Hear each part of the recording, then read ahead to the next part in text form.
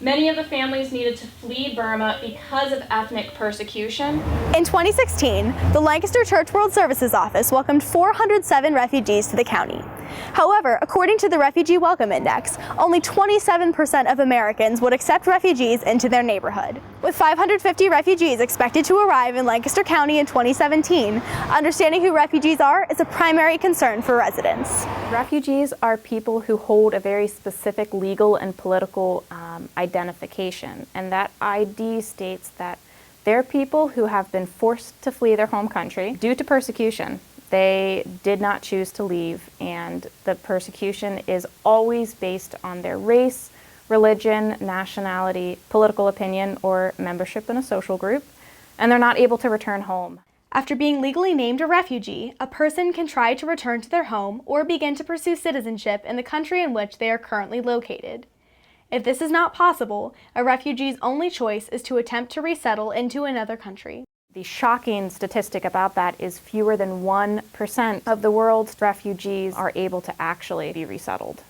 Due to displacement, a refugee spends an average of 17 years living in a refugee camp or other types of temporary housing.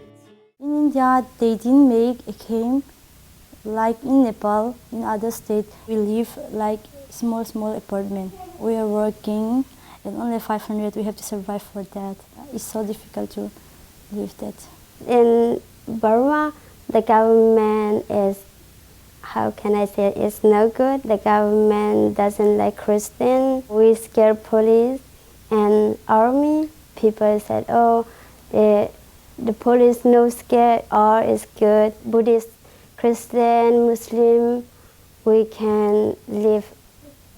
So I'm happy I stay here. Although Mary, Ray Moy, and their families were able to relocate to the United States, millions of other refugees around the world still face poverty, violence, and displacement. I've come to view the refugee situation as the great humanitarian crisis of our generation. The numbers of people that need help are just staggering. Here in the States, we're kind of in a bubble that we may hear of stories in the news or read about it, but we don't really know a whole lot of what's going on. Matt and Jesse were part of a team of volunteers who traveled to Austria to remodel apartments to allow refugees living in camps to find housing. In the downstairs of the building, they have this sort of cafe area where they can just associate with one another.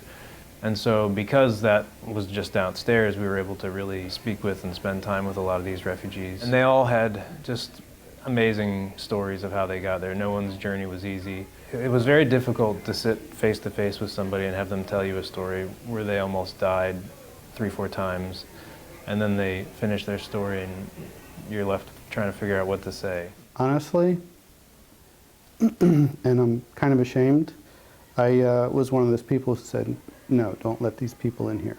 We don't know who they are, why they're coming to our country. I wasn't very compassionate. After meeting and talking to these people, my story's changed.